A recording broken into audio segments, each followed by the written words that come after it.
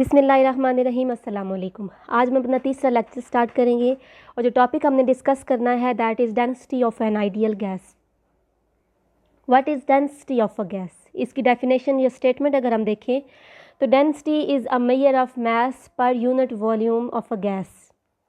अगर हम वैसे देखें तो किसी भी गैस की कॉम्पैक्टनेस या थिकनेस को डिस्क्राइब कर रही होती है डेंसिटी, और मैथमेटिकल एक्सप्रेशन इसका होगा मास डिवाइडेड बाय वॉल्यूम या मास पर यूनिट वॉल्यूम। डेंसिटी की ये वैल्यू या इस एक्सप्रेशन को हम डिराइव करेंगे by using general gas equation. General gas equation में हम वैल्यू पुट करेंगे एन नंबर ऑफ मोल्स की। एन की वैल्यू होती है मास डिवाइडेड बाय मोलर मास।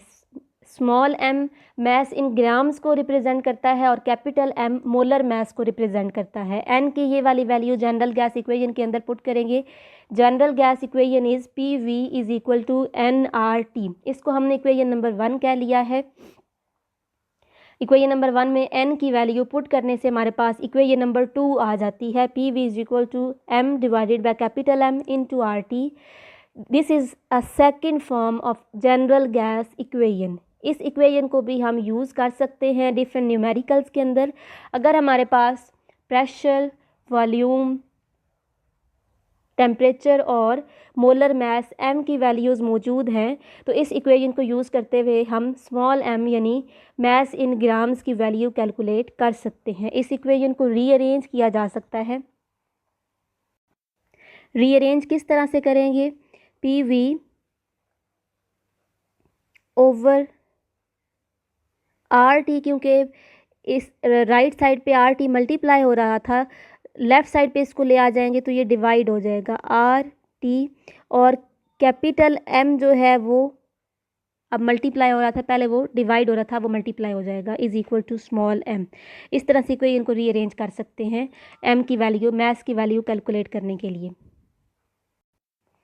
अच्छा, हमने वैल्यू पुट की है एन की जनरल गैस इक्वेशन के अंदर, और हम इस इक्वेशन को रीअरेंज करेंगे और रीअरेंज करके हम यहाँ से डेंसिटी का एक्सप्रेशन निकाल लेंगे, डेंसिटी की वैल्यू निकाल लेंगे।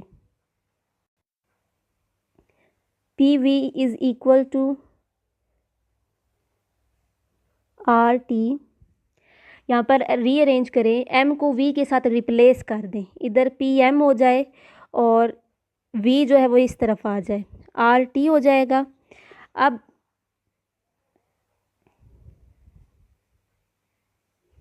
डेंसिटी की वैल्यू हमें पता है मास डिवाइडेड बाय वॉल्यूम होती है। अगर इसमें मास m ओवर v की जगह पर हम d पुट कर दें तो इक्वेशन हमारे पास हो जाएगी P M is equal to D R T. Density की वैल्यू यहाँ से कैसे निकालेंगे? डेंसिटी इधर ही रहेगा, आर टी दूसरी साइड पे पी एम के साथ जाकर डिवाइड हो जाएगा, तो P M over R T. ये हमारे पास इक्वेशन आ जाती है डेंसिटी के लिए एक्सप्रेशन। इस इक्वेशन को अगर हम इवेलुएट करें तो डेंसिटी डायरेक्टली प्रोपोर्शनल है प्रेशर के, डेंसिटी डायरेक्टली प्रोपोर्शनल है मोलर मास के, और जो डेंसिटी इन्वर्सली प्रोपोर्शनल है टेम्परेचर के। इन तीनों टर्म्स को हम 1 बाय 1 एक्सप्लेन करेंगे। सबसे पहले टर्म है density is directly proportional to pressure. Direct relation क्या होता है? जब एक क्वांटिटी इंक्रीज़ करती है तो दूसरी क्वांटिटी डिक्रीज़ करती है, यानी प्रेशर इंक्रीज़ करेंगे तो डेंसिटी भी इंक्रीज़ करेगी। होता क्या है कि जब किसी भी गैस का प्रेशर इंक्रीज़ किया जाता है तो गैस के मॉलिक्यूल्स क्लोज हो जाते हैं। जब गैस के मॉलिक्यूल्स क्लोज हो जाते हैं तो उनकी कॉम्पैक्टनेस या थिकनेस इंक्रीज़ कहा जाती है, यानी कि डेंसिटी इंक्रीज़ कहा जाती है। इसलिए हम कह सकते हैं कि density of an ideal gas is directly proportional to pressure. Greater the pressure on a gas, closer will be the molecules and density would be greater.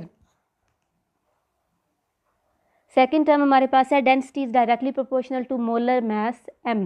Molar mass जितना ज़्यादा होगा गैस के मॉलिक्यूल्स उतने ही क्लोज होंगे, gas की thickness उतनी ही इंक्रीज़ करेगी, यानी कि डेंसिटी इंक्रीज़ करेगी।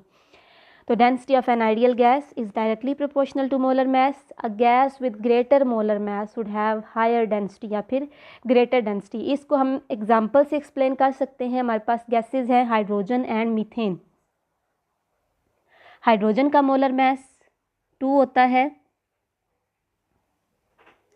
2 ग्राम पर मोल, जबकि मीथेन का मोलर मास 16 ग्राम पर मोल होता है। मीथेन का मोलर मास ज़्यादा है, इसलिए मीथेन जो है ये एक डेंसर गैस है, इसकी डेंसिटी ज़्यादा है।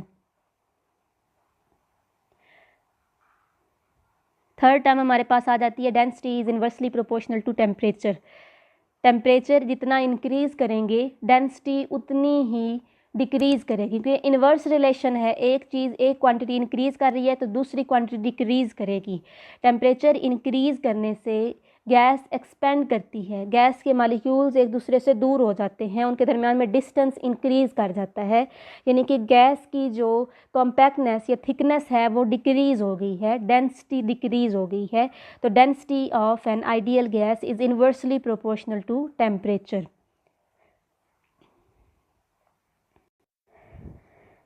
Density of an ideal gas calculate करने के लिए हमने जो एक्सप्रेशन डिराइव किया है, उस एक्सप्रेशन को यूटिलाइज़ करते हुए हम न्यूमेरिकल प्रॉब्लम्स सॉल्व करेंगे। हमारे पास एक एग्जांपल नंबर 4 है, इसको सॉल्व करते हैं। स्टेटमेंट है calculate density of methane CH4 gas at 0 degree centigrade temperature and 1 atmospheric pressure. एक हमने पार्ट ये वाला सॉल्व करना है। अगला पार्ट आ जाता है what will happen to density if a part temperature is increase to 27 degree centigrade. अब हमने डेंसिटी कैलकुलेट करनी है जब टेम्परेचर इंक्रीज़ करके 27 हो गया है, तो उस टाइम डेंसिटी पे क्या इफ़ेक्ट आएगा। और बी पार्ट हमने सॉल्व करना है कि प्रेशर जब इंक्रीज़ करके 2 एटमॉस्फेयर्स कर दिया, पहले 1 एटमॉस्फेयर्स था, अब 2 एटमॉस्फेयर्स कर दिया है, तो अब डेंसिटी पे क्या इफ़ेक्ट होगा, इसको हमने 1 बाय 1 कैलकुलेट करना है। सबसे पहले हम पार्ट 1 सॉल्व करेंगे। डाटा देखें, टेम्परेचर हमारे पास 0 डिग्री सेंटीग्रेड है। इस टेम्परेचर को हमने कन्वर्ट करना है केल्विन के अंदर। 0 डिग्री सेंटीग्रेड की कन्वर्जन जब केल्विन के अंदर करते हैं तो हम फार्मूला यूज़ करते हैं temperature in degree centigrade plus 273। तो अब यहाँ पर 0 डिग्री सेंटीग्रेड को 273 के साथ जब प्लस करेंगे तो 273 केल्विन टेम्परेचर आ जाएगा। प्रेशर हमें दिया हुआ है 1 ATM, 1 एटमॉस्फेरिक प्रेशर। आर की वैल्यू हमने वो यूज़ करनी है जिसमें ATM यूज़ किया हुआ हो। प्रेशर का यूनिट डिसाइड करता है कि आर की कौन सी वैल्यू हमने लेनी है।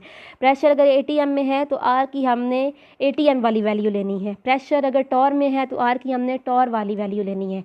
तो आर की ATM वाली वैल्यू है 0.0821 एटमॉस्फेयर्स डेसीमीटर क्यूबिक पर केल्विन पर मोल।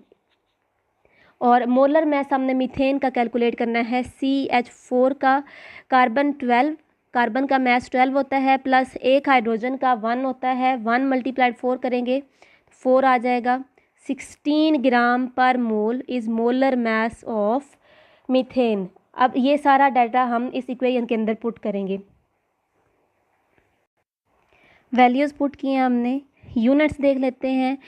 एटमॉस्फेयर इस एटमॉस्फेयर के साथ कट जाएगा, पर केल्विन इस केल्विन के साथ कैंसिल हो जाएगा, ये वाला पर मोल इस पर मोल के साथ कैंसिल हो जाएगा,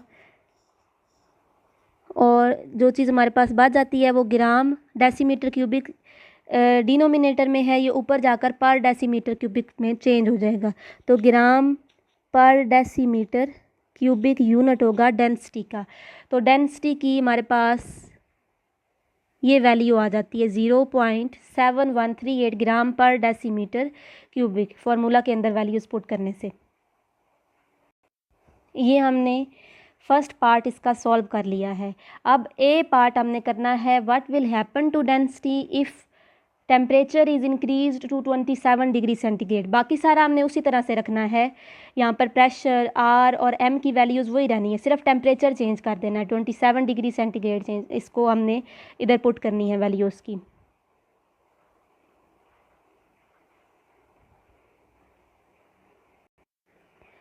टेम्परेचर इज़ 27 डिग्री सेंटीग्रेड, इसमें प्लस करेंगे 273 को, तो अब हमारे पास टेम्परेचर केल्विन में आ जाएगा 300 केल्विन। बाकी प्रेशर की वही वाली वैल्यू है 1 ATM, आर की वैल्यू भी 0.0821, बाकी सारे यूनिट्स इसके साथ लगाएंगे, और एम की वैल्यू हमारे पास 16 gram per mole. Molar mass of methane is 16 gram per mole. अब डेंसिटी के फार्मूला में ये सारी वैल्यूज़ पुट करेंगे। वैल्यूज़ पुट करके सॉल्व करने से हमारे पास डेंसिटी की वैल्यू आ जाती है 0.649 ग्राम पर डेसीमीटर क्यूबिक। पहली वैल्यू हमारे पास क्या थी 0.7138। 0.7138 ज़्यादा थी, जबकि 0.649 अब कम हो गई है। यानी अब डिफरेंस क्या आया था, पहले टेम्परेचर था 0 डिग्री सेंटीग्रेड, अब टेम्परेचर हो गया 27 डिग्री सेंटीग्रेड। टेम्परेचर इंक्रीज़ कर गया है, तो टेम्परेचर के इंक्रीज़ करने से डेंसिटी डिक्रीज़ हो गई है। तो इससे ये प्रूव मिल रहा है कि टेम्परेचर और डेंसिटी इन्वर्सली प्रोपोर्शनल है। टेम्परेचर इंक्रीज़ करने से डेंसिटी डिक्रीज़ करती है। So by increasing temperature from 0 degree centigrade to 27 degree centigrade, density of a gas has decreased from 0.7138 grams per decimeter cubic to 0.649 gram per decimeter cubic. Increase of temperature makes molecules of gas move away from each other. Distance increase कर जाता है gas के molecules के दरमियान में। जब temperature increase करता है तो density decrease कर जाती है। Now बी पार्ट सॉल्व करेंगे। बी पार्ट में क्या है, pressure is increased to 2 atmosphere at 0 degree centigrade. Temperature अब 0 ही है, जस्ट चेंज क्या आया है कि प्रेशर अब इंक्रीज़ कर गया। पहले प्रेशर 1 atm था, अब प्रेशर 2 atm हो गया है, यानी डबल हो गया है। अब ये वाली वैल्यूज़ पुट करेंगे इक्वेशन के अंदर। इक्वेशन के अंदर हमने सारी वैल्यूज़ पुट करनी की हैं, तो अब हमारे पास डेंसिटी की वैल्यू आ जाती है 1.427 ग्राम पर डेसीमीटर क्यूबिक। अब डेंसिटी इंक्रीज़ कर गई है। टेम्परेचर इंक्रीज़ करने से डेंसिटी डिक्रीज़ की थी, लेकिन प्रेशर इंक्रीज़ करने से डेंसिटी इंक्रीज़ कर गई है। जिस तरह से मैंने पहले आपको बताया है कि जब प्रेशर इंक्रीज़ किया जाता है तो गैस के मॉलिक्यूल्स क्लोज हो जाते हैं, उनकी थिकनेस या कॉम्पैक्टनेस इंक्रीज़ कर जाती है, इसलिए डेंसिटी भी इंक्रीज़ कर जाती है।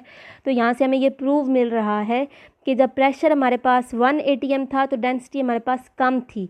जब प्रेशर 2 atm यानी कि डबल हो गया तो डेंसिटी भी अब हमारे पास डबल हो गई है। पहले हमारे पास 0.7138 थी, अब 0.7138 का डबल है 1.427। प्रेशर डबल होने से डेंसिटी डबल हो गई है। तो इस तरह हम कह सकते हैं increase of pressure has increased density of methane.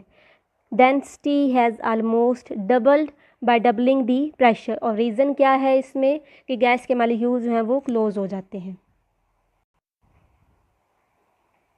If you have any problem regarding this topic, you can ask questions. Thank you. Allah Hafiz.